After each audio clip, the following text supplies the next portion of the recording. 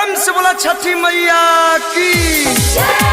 अखन अपने सब सुन रहे छी सिंगर लाल बाबू दीवाना के सुंदर सन आवाज में।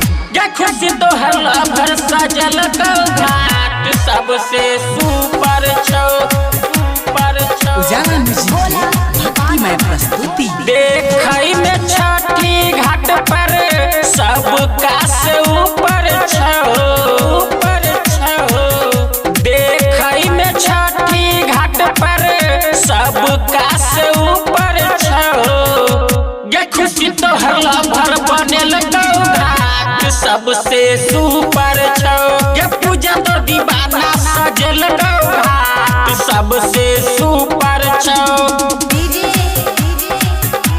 ये खुशी तो हल्ला भर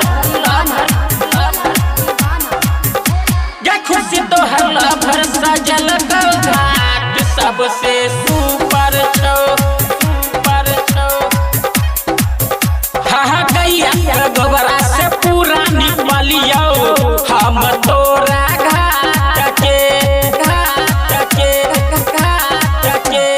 फूल पताका से पूरा सजलियो जानू तोरा घाट के। केला के पेड़ लगलियो जे सबका से सुपर छो। केला के पेड़ लगलियो जे सबका से ऊपर छो। ये खुशी तो हल्ला भर बनेल घाट सबसे सुपर छो। ये खुशी तो हल्ला भर सजल घाट सबसे सुपर छो। ये खुशी तो हल्ला भर ये खुशी तो हल्ला भर सजल घाट सबसे सुपर छो।